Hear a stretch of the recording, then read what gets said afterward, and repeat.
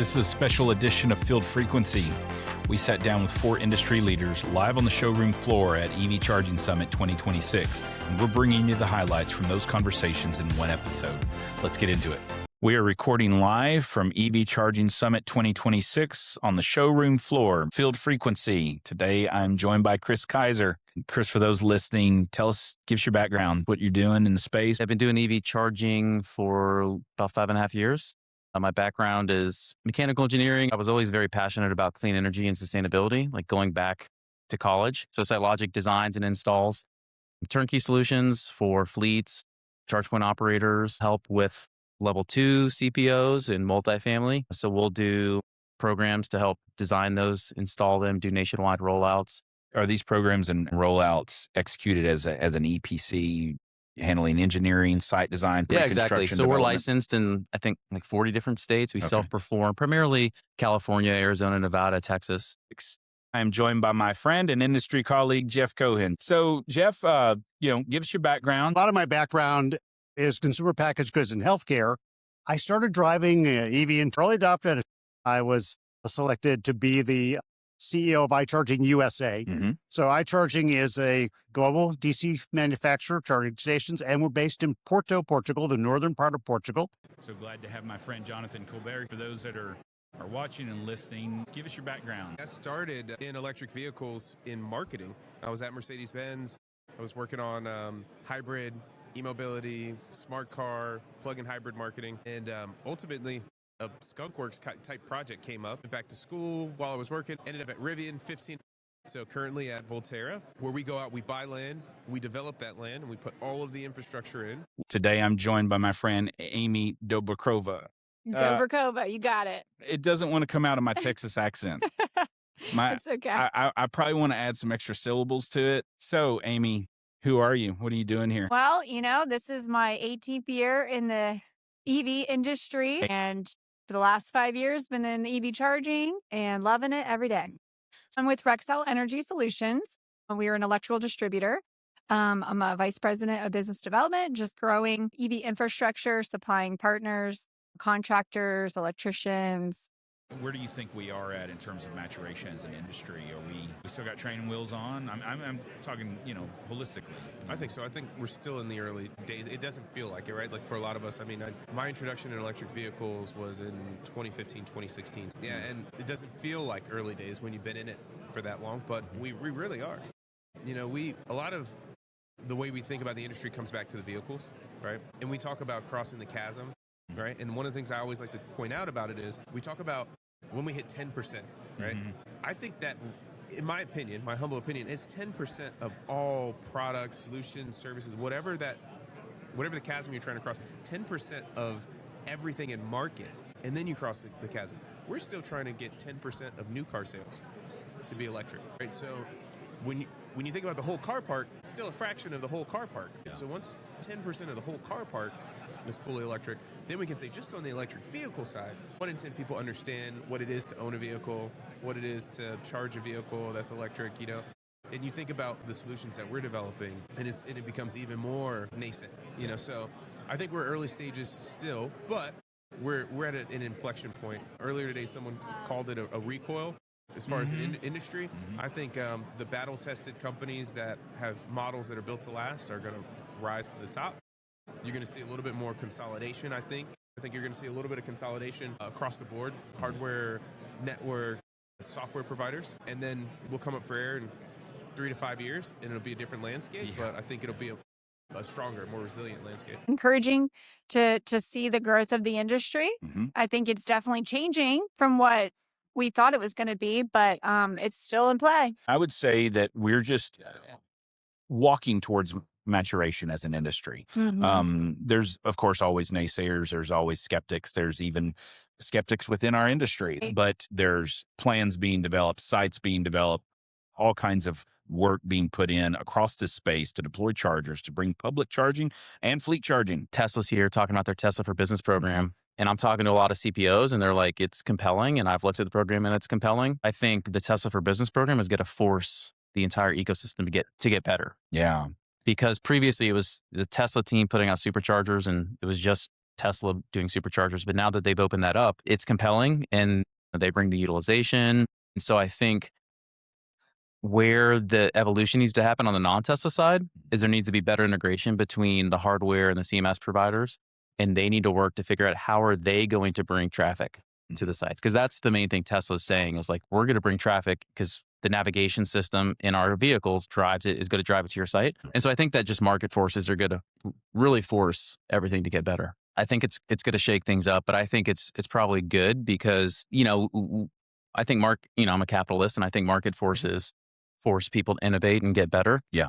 And I think there's just been some on the hardware and software side, it's been kind of status quo for 5, 6, 7, 8, 9, 10 years. Charging better, faster, more profitable is good for the industry as a whole. For autonomous vehicle and ride-hail fleets, we could serve all fleets. Technically, we're really good at serving light-duty fleets, and that's where we over-index. An autonomous vehicle or ride-hail fleet wanting a charging hub in a dense urban market, we'll go out, we'll handle all the land use, we'll handle all the permitting on their behalf, the utility, interconnect, and we bring everything to bear from a charging and infrastructure perspective. Everything in the property line is our product. And then we manage the charging operations for them. So I'm going to ask a question that I'm sure people have wondered themselves, but how do AVs plug in? On our sites, a human being plugs them in. Okay. And working with some partners right now, looking at fully automated solutions. We see a world where the whole depot can be automated. We're not there yet, but there are inductive charging solutions. There are robotic arms that you could deploy. A lot of it's early stage. So we're deploying reliable hardware where uptime is paramount for our customers. Going in and we're putting hardware that's been battle tested in. And we will get to that place where we can bring in everything and make the fully autonomous depots of the future. But in the short term, full DC fast charging. We'll be talking a lot more about our properties. We're working with more partners. We've got 10 sites that are live now, about 400 chargers, fast chargers. We're in LA, Bay Area, California, San Francisco, Austin, Dallas, Houston, Phoenix, Atlanta, Miami. So we're all across the U.S. at this point. It's about 37 megawatts of power online. And we've got about 10 properties or so in development. First and foremost, it's a people first kind of user designed type approach. Our Blueberry line with a large 32-inch screen that has charging station information. Okay. So Blueberry is essentially our line of products that we use for retail, municipalities, hospitality. It comes in kind of two main flavors, a 50 and up to 150. From there, we scale into power units. Essentially, we have power units that can come in 100, 200, 300 kilowatts. They could be future-proofed. If you buy a 200 a day, you can add another two modules to get it up to 300. Those can all be actually tied together. So if you needed 900 kilowatts of power, we can put 3 of those power units together, and they can support 4 kiosks or dispensers. Okay. And then the next part of the range, and it's an area I'm really excited about and focusing the iCharging USA team on, is our fleet purpose-driven line. Okay. It's called iLight. And the iLight product essentially will take us from a half a meg to 1.5 megs. Okay. And we have it here on the floor, an iLight with an MCS connector. And the latest capability that we've introduced is the iCharging Max. Okay. And the iCharging Max is a 1.6 meg power unit.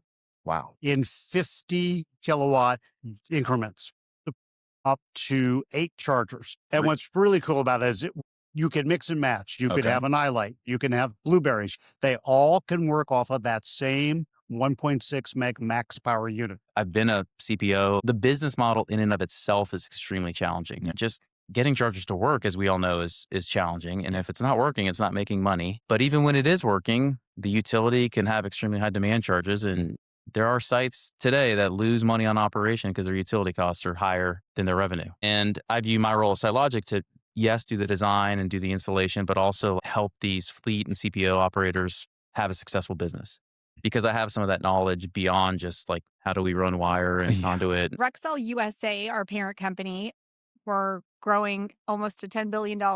We supply the switchgear, the transformers, the conduit, the pipe, the wire, everything that goes with the charger. Electricians, tractors, fleets, any one of our branches. We've got over 500 branches across the United States. We have something exciting to present at the show. We now distribute for all the major EV charging brands, but we just onboarded and are offering Tesla superchargers. Oh, Tesla Yeah. for business. Yep. Nice. So the V4s, they come in quantities of 4 or 8. And so we can support property owners or, customers that want to put Tesla in. It's a great quality product. As a Tesla driver myself and traveling all over the country, driving an EV, they have a very solid network and they're reliable. So I can stand behind selling the product. I spoke on a panel about things that drive up cost because of the pitfalls that come from it. And so we addressed, charger failure. We addressed installation failure, putting ballers in the wrong spot, can't even open the cabinets, weather damage to the charger so you can't even see through the screens, and the importance of having SLAs and the importance of having, companies hired to come out and keep the chargers functioning. It's not you just put a charger in and you're done. I moderated the utility interconnection panels. One of my pet peeves is when the utility incentive team is disconnected from the utility new service team, and the incentive team is like, oh, you have to go talk with them to help because it's difficult navigating utilities. You submit an application and then it might be months before the design engineering gets back to you. And in that time, maybe you hear about a new Tesla for Business program, or Alpatronic or Kempower comes out with their new improved charger, and like, oh, I want to change my application. And they're like, oh, well, then we have to go back through design and engineering. The market changes fast, and the utility, not on the face of it, not the most exciting topic, but it's, definitely one of the most important to getting fast charging infrastructure deployed. One of the things we came up with will be the 5 Ps of public charging. 5 Ps of and public we're going to charging. unpack those 5 Ps. All We right. think it'll be a great way to bring the challenges of public charging together in an easy to remember way. I want it to be focused on CPOs. I want it like a closed room session where we Sure. can talk. And so it's still very much like in conceptual phase. Yeah. But I've been a part of different networking groups, and they're all good, but I'm all about action. And a lot of them, it's just like salespeople selling to salespeople. It's and it's like, how do we have a group that helps everyone do more better? So I started the newsletter as just a way to get my name out. There was just like a lot of smoke and mirrors. Yeah. People saying, oh, put this charger in your parking lot. You're going to make so much money. Yeah. And I was like, no, you're going to spend $50,000 to put in a couple dual ports, but it may never get used. And so that's kind of the tone of the newsletter is like, let's uncover these issues and let's have a frank discussion. Let's be honest about it. We have playbooks on our website of like 5 different playbooks targeting all of what it takes to get a site online and teaching some of the things we've learned. Volterra website, obviously, I guess, where that can be accessed. Yep, VolterraPower.com. All this talk of data centers is kind of exciting. Yeah. I feel like data centers is kind of where EV charging was maybe 12, 13 years ago. A fact was thrown out there that the utility data projections as it relates to service required to support the data centers will reach a balance or maybe an equilibrium by 2030. You're going to see a lot of battery farms coming Okay. out and solar farms. Backup power is going to help offset a lot of the utilization from the utility, solar, battery energy storage, EV charging. I mean, the utilities have been planning for this for a very long time. I want to figure out how to lobby utilities on lower cost rate structures for EV charging. Because right now I can't rock the boat too much. Yeah. And so it's actually a really fascinating topic, but I feel like it's not explained very well to the general public. And, a lot of CPOs and operators don't understand electricity rates or understand some of the risk that they face. If you weren't in the EV industry, what would you be doing? I'm definitely an entrepreneur at heart. I'd Yeah. probably be launching a couple nonprofits and some startups that would, employ young entrepreneurs. I love entrepreneurship. Pouring into the next generation. I'd be living in Italy and riding my bike and drinking wine and making dinner. The ideal thing for me is to in the morning go to the markets and find food, and I also like to forage stuff and plan for a dinner and then make the dinner. I have passions for automotive. I have passions for aviation. So I have a feeling somewhere in those two, would probably be the next area. One of the things I'm excited about is that iCharging actually is supporting eVTOLs. Okay. In a partnership with Eve Air Mobility. Yeah. That started in Brazil. I'd be a DJ, 100%. What do you drive? Tesla Y. I think my next car might be a 3-row EV, but Looking at the Rivian, maybe? the Rivian, like the Hyundai Ioniq 9, I think it is, or the bigger one. Tesla Model X. It's a 2018. It's a great car. It's 7-passenger, and I have quite a few kids, so everybody fits in the car, and never have to go to the gas station, which I love. I never liked pumping gas. I'm driving a Genesis GV60. Love it. And you've been an EV driver since 2012? Yes. Yeah. So well experienced. Long time. Multiple Teslas, Leafs, Volts, had them all. R1T.